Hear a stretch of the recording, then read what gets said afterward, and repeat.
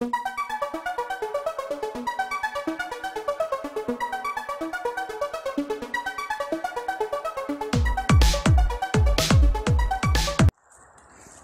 à tous, aujourd'hui on se retrouve pour une intervention.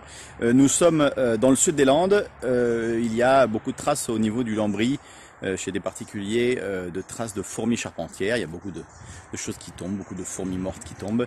Ils ont mis du produit, voilà. Il y a des centaines et des centaines de fourmis qui sont déjà mortes, mais ils envoient toujours voilà, circuler. Donc on va aller voir tout ça, voir ce qu'il y a lieu de faire. Et puis je vous montre tout ça en images. Alors, nous voici sur place. Donc les gens ont mis une bâche parce que il y avait tellement de miettes d'isolation. En fait, l'isolation là-haut, c'est du liège. Donc toutes les points noirs, c'est des miettes de liège. Plein de fourmis mortes sur le sol parce que les gens ont mis du produit. Là, on voit quelques fourmis vivantes au niveau du lambris.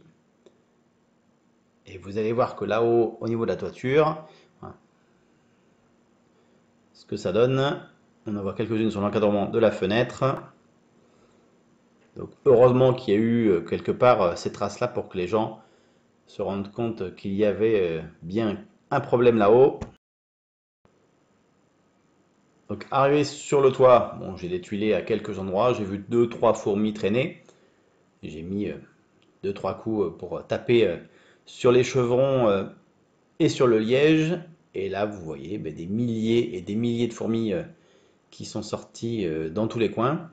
Alors, il faut savoir que les fourmis charpentières, ça mange pas le bois, ça s'installe dans les fentes du bois, ça peut grignoter tout ce qui est isolation, placo, etc. Donc, ça peut quand même réellement faire de gros dégâts. Donc, la maison va pas s'écrouler comme voilà. Ça peut le faire voilà, sur des termites où ça va manger l'intégralité d'un chevron ou de poutres. Mais voilà, ça peut quand même faire de sérieux dégâts. Donc, on les reconnaît parce que quand elles s'agitent comme ça, elles ont l'arrière, les fesses, disons, en l'air. Donc c'est vrai que si on mettait la main là sans gants, on se ferait évidemment assez rapidement piquer. Donc c'est pas non plus, voilà. C'est pas une piqûre de guêpe hein, ou de frelon évidemment. Mais voilà, si on en a des dizaines et des dizaines sur la main, ça peut plutôt être désagréable. Donc dans un cas comme ça, il n'y a pas 36 000 possibilités. Il va falloir traiter par pulvérisation d'insecticides. Il n'y a pas d'autre possibilité d'avoir un résultat efficace. Et alors après, c'est vrai que suivant les cas de figure, des fois, il faut faire un deuxième passage si nécessaire. Donc pour augmenter le résultat que l'on va avoir, il faut vraiment que les fourmis sortent. Hein. Ça sert à rien de pulvériser. S'il y a 10 fourmis qui sont sorties, il faut vraiment les faire sortir de là où elles sont cachées. Donc là, elles étaient sous la partie de liège qu'on voit sur l'image, alors que voilà, on ne voyait quasiment pas au début quand j'ai commencé à détuiler. J'imagine qu'en voyant toutes ces images, voilà, vous devez avoir les bras ou la tête qui vous gratte. Alors après, très souvent, on va les trouver également qui vont monter ou descendre pour arriver à l'endroit ici où on est sur le toit, monter ou descendre dans un angle de la maison, derrière une gouttière. Bon là, j'avais vu aucun endroit où on les voyait ni monter ni descendre. Mais voilà, il faut quand même faire le tour pour essayer de déceler d'éventuels passages, ce qui peut éviter de retourner sur le toit, voir s'il y a une nouvelle activité, voilà, si on a vu par où elles arrivaient. J'en profite juste pour vous passer un petit message. J'ai créé un compte TikTok. Vous tapez Aquitaine 3D sur TikTok, vous allez me trouver, voilà, où je vais mettre voilà, des courtes vidéos sur certaines interventions que je ne vais pas forcément mettre sur YouTube. Donc, voilà. Donc là, vous voyez, là, ça circule beaucoup sur les tuiles. Elles sont vraiment en train de s'agiter. Je me suis un peu décalé parce que je commençais à en avoir quelques-unes qui me montaient sur les pieds. Donc c'est vrai que si vous voyez beaucoup de traces voilà, similaires à celles que je vous ai montrées tout à l'heure, pas forcément de cette couleur-là, hein, parce que là, comme je vous l'ai dit, c'était des traces de liège, donc c'est très foncé comme trace, mais on peut avoir de la sciure de bois. Vous voyez, là, ils ont même fait des trous au niveau de la mousse expansive qui a été posée autour des tuiles en verre.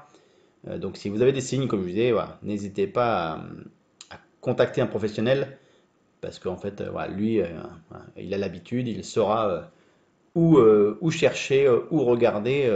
Voilà, vous n'aurez pas forcément le même œil que lui. Donc là, la preuve, les gens ont essayé de régler le problème par eux-mêmes. Vous voyez, il y a même un petit nid primaire de frelon qu'on a aperçu qui était là. Il doit être là depuis un moment parce qu'il a dû se décrocher de la tuile.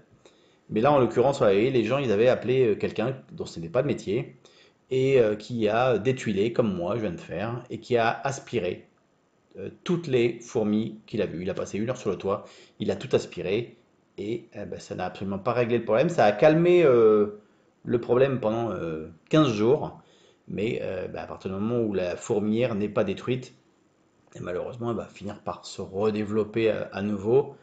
Donc l'idée de l'aspirateur, c'est inutile. Vous voyez, le nid de frelon, on le voit là, gros comme une clémentine. Bon, ça va, il n'y avait pas un nid de frelon sous le toit quand j'ai soulevé les tuiles parce que j'étais pas forcément dans la bonne tenue, en polo. Attendez, je vais vous montrer juste après. Ah, voilà. Vous voyez comme elle s'agite dans tous les sens. Bon, si vous avez des questions par rapport aux fourmis charpentières, n'hésitez pas à les mettre en commentaire. J'essaye dans la mesure du possible de répondre à tous les commentaires et au moins la réponse pourrait être utile à d'autres internautes. Vous voyez, il commence à y en avoir plein sur les tuiles. Forcément, elles cherchent, voilà, elles sont agressées entre guillemets, donc elles cherchent à aller dans tous les sens pour se débarrasser de la personne qui les dérange. C'est moi en l'occurrence. Voilà, bon ça y est, j'ai appliqué l'insecticide. Vous voyez, elles sont toutes mortes sur le coup. Il y en a encore quelques-unes qui se baladent, mais elles vont être en contact avec l'insecticide et ça va pas durer longtemps. Et je vais en appliquer également au niveau du lambris dans la pièce qu'on a vue au début de la vidéo. Voilà, donc n'hésitez pas à mettre un petit pouce bleu, à vous abonner à notre chaîne, à regarder voilà, les autres vidéos en cliquant sur le nom de notre chaîne. Il y en aura sûrement d'autres qui pourraient vous intéresser. Et puis ben, je vous dis